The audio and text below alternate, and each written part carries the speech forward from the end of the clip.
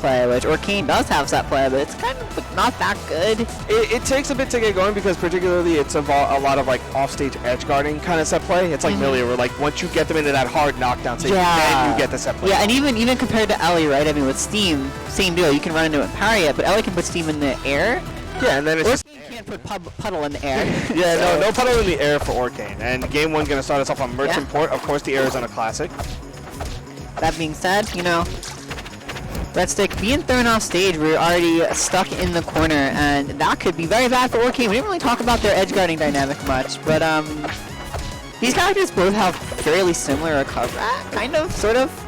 They both have a side B sort of mix-up, or Maple's being more of a bursty one, and Orcane's being more of a slow reactor one, they got a spacing mix-up. They got a teleport, and they got a side B that goes straight to stage that you usually want to use. So a bit of similarities, and Orcane's generally, I think, seen as a bit worse. So I think Maple's uses edge guard personally. Yeah, and you're seeing right now just like the amount of tech coverage that Subserial is able to get off of these like platforms. The jab just to cover tech out, and then down tilting the cover tech in, and then just continuing the extension. 83 already on Breadstick's second stock. Yeah, this is I was saying Orcane has crazy good damage output, and while that is true, right now Subserial is the one that's able to just get that damage output easily and weak nair to fair. What can you do about that? You know what's messed up? A lot of the time you see Maple tether to get that confirmed. He did not tether. He just jumped off stage and just went for it. Yeah, he's like, no, I got this. Never mind. We're just going. We're just doing it. Yeah, we're just doing it. And again, like right now, 51%. Orcane's stuck in the corner. Maple dash tech's such a good long-range burst option. Yeah. Maple's kind of, and even, the side B as well, if you really need to get the mark, that is another option that Maple has. So. Yeah. I know right now just go straight for the fair, knowing that like he kind of has like a lot of room to play with. And there's the down strong, cleans it up, but 80% is basically one mix-up away from just being a really bad spot. Yep, off stage again. Subserial's just kind of swinging for the fences, Oh boy. Gets a big Orcane starter, but unfortunately going to get the tech into the tether nair off the top. Yeah, unfortunate. Very strong start for Subserial. Dominant 2 stock there. Yeah, I felt like Breadstick just wasn't able, like even when he kind of had a hint of winning neutral, he just couldn't get anything for. Oh, we're seeing Eliana. Eliana? No. Oh my goodness. This could actually be kind of rough. I won't lie. I think Orcane has a lot better potential against Eliana than Maple. I don't like this matchup as Ellie. I mean, that's fair. I mean, between like the usage of back air, the usage of puddles to just kind of wall you out and force you to, and because you don't, as Ellie, you don't really have a great sliding parry. Exactly. You really do a whole lot with it. So you kind of have to respect the big wall when it pops up. It's definitely a usable slide parry. I've parried doubles as Ellie, but it's going to be harder than anyone except Absa, I'm pretty sure. Yeah. Maybe one of the workshop characters like Kodog's got a really bad one, but... Oh, double back air, yeah, and some rough DI's going to take the first stop. Yeah, this is almost like the inverse of the last matchup. Ellie's going to hit a lot harder than Maple will. The thing is that it's a lot harder for Ellie to hit Orcane in the first place, but if she's able to get in, like Subserial was in that first stock, you're kind of getting exploded. There's not a lot you can do, especially against stuff like Missile Nair. Yeah, though right now an overheat, dangerous spot to be in, and yep, and you're going to see why right there. No, living, okay. I wonder if the frame 7 would have killed. I feel like the frame 7 would have given you a DI mix-up to kill. You gotta remember, like, Ellie is not that heavy off the top. She's like... She's kind of okay off the top, like heavy-ish, Yeah, she does like a few percent later than like Zeta would, which is not like when I tested it was like 4% on Spirit Tree. Probably more on this stage because it's a much bigger stage, but... Yeah, but I think, frame 7 in that case would have been good, but that's what we talked about before, like, Orcane still has, like, that sort of raw, like, I can kill you power when you're at a certain percent. You whiff one button and they punish with the down strong, you might just die, because Hydroplane covers a lot of distance. It sure does. Oh, the force! DI! That was some really bad DI from Breadstick. Just not ready for the frame, playing forward strong. Yeah, it has such a deceptively large hitbox that, like, I guess he thought he was outspacing it just by being where he was. Because you saw he didn't really move to try and avoid it. He just kind of got hit.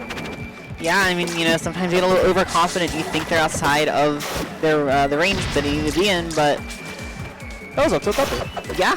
That was up tilt upper on another character that wasn't absent. We truly live in a time. Anyway, jab down tilt, like you said before, the jabs are coming into play now. And instead, Ellie, her down tilt. Oh, that would have been so good. Yeah, almost had something going here. the steam covering the whole stage right now. Oh, great up there. Not going to kill at the top, though. Subserial hanging on for dear life. One down strong, one up air is going to do it. Stuck off stage. The wall of bubbles.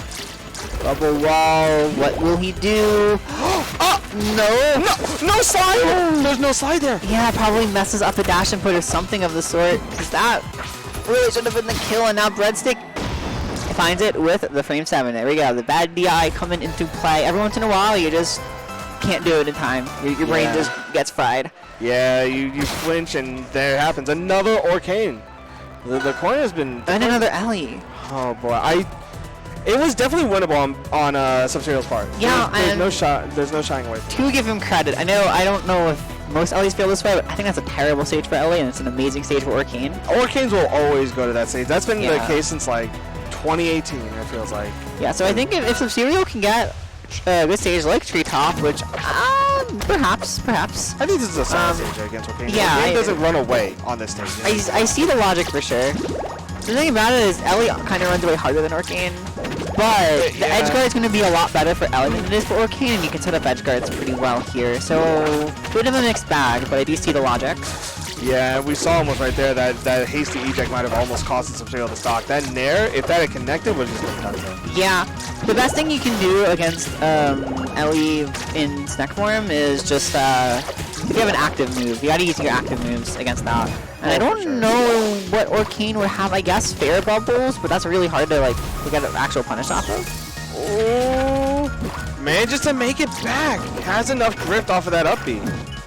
Really bold. Yeah. Oh, it's so strong. The dash attack. The dash attack all the way through is insane. And oh, down strong to up strong. All right, yeah, nice little stomp knee, sort of. Oh, rough spot. Yep, there's the down strong, but DI lives it this time. Yeah, better DI, and the stage has a very high ceiling, so yeah, I believe it's higher than a little bit, yeah. It's I think a smidge higher than Hideout, and just a smidge wider as well. But main thing right now is that the lead is kind of growing for Subserial, and that's what you want to see is Eliana at least, because you get to play the more defensive game. You get to really force Arcane to come in and compete with your longer range or more active hitboxes. The yoinky with no splinky. Ooh, gets caught trying to go onto the platform with the other. Really nice stuff. Yeah. But oh no, almost caught that air dodge.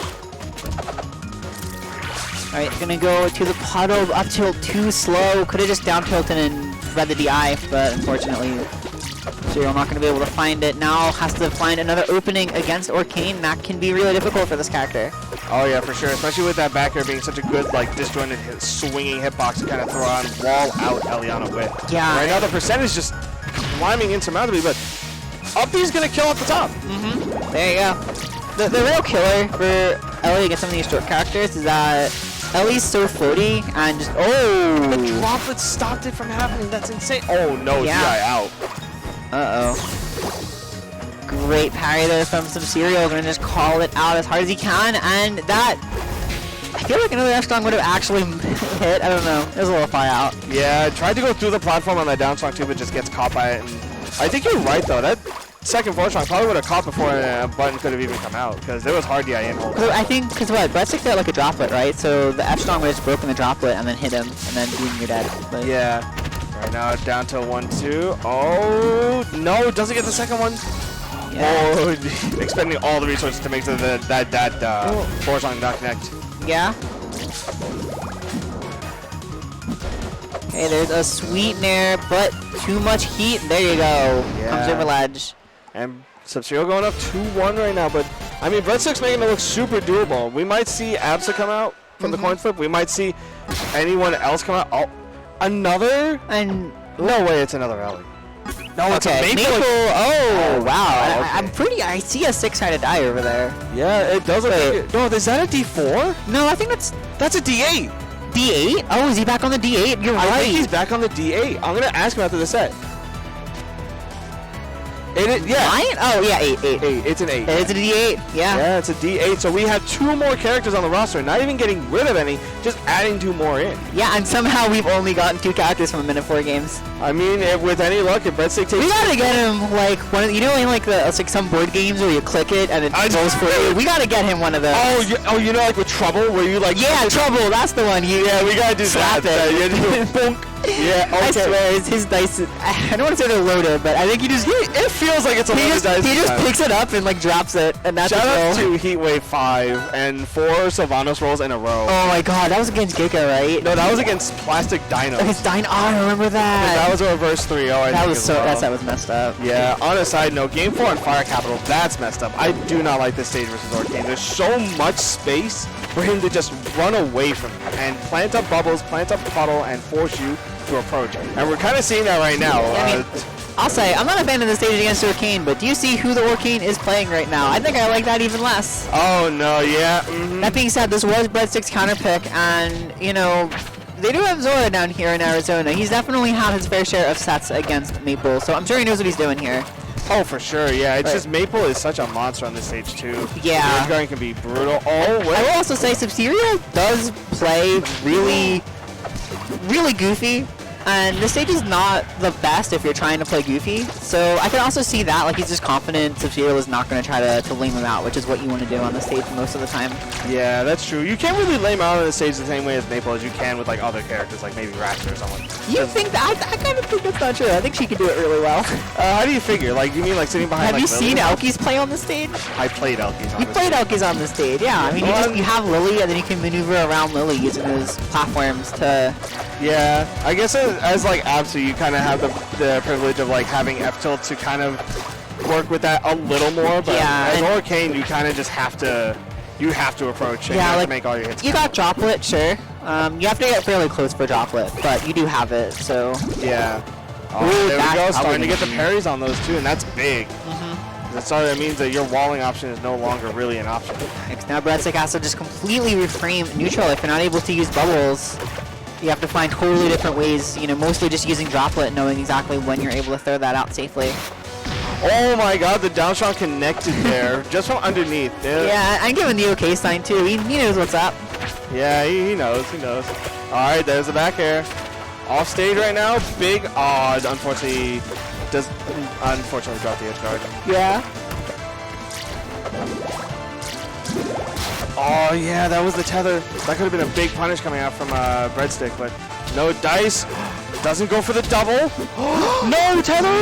Makes it bad. Yeah. I swear. Still living. That was such a good recovery, just going right to the ledge and paying Droplet. Huh? No. That was literally dead. That was literally, you just had to up strong and that was it. He got too silly. No. How dare you get silly in a moment like this? When everything is on the line, you out here. Oh, it's dead, yeah. Unfortunately, didn't side B, went for the up B, and that is going to be a 3-1 for Subserial. Despite the silly antics that almost cost him Game 4, manages to pull it out. For sure, and that's going to be everyone's favorite dice roller. Going to be moving on to fight someone. I don't feel like pulling bracket up, so I'm going to assume it is a good player. A very good player, probably. Very good player. Yeah, this bracket is messed up. This bracket is messed up. There's a lot of heavy hitters, and I know even players from last year that were doing really well. Already out from pools it's very tragic to see so far. It's brutal out here. That is the infamy of Heatwave, though. It is the one bracket where literally anything happens. People somehow make it all the way to top 8. People drown in pools, and everything in between is just chaos and incarnate. But speaking of chaos incarnate, we have 2 new players on the stream, Protagify and Plushy Panic. Yeah. So do you think Proto's going to be playing Palm this tournament? I don't know. They've been playing a lot of Absa this week. So. They have been. I saw them playing Absa. I believe it was in doubles. I could see Palm here, though. Maybe, possibly. I don't know. It's hard to know because, like, versus a character like Hodan, you just die at 70. Like, you get... Yeah, and I mean, Palm and Absa, at least in my opinion, are pretty similar characters in a lot of ways. So it's like, I don't think either one's going to be especially better against Hodan here. But I could be wrong. I think Absa's got stronger hits versus Hodan, but I think when it comes to getting out of disadvantage, Palm probably has some better-ish Really? options. Because they're like the same weight. Well, I figure like Pom can at least like emergency up B her way out of situations if she's like down low. She can, I guess. because like Asta just doesn't have a. You do have a real double jump as well, which Yeah.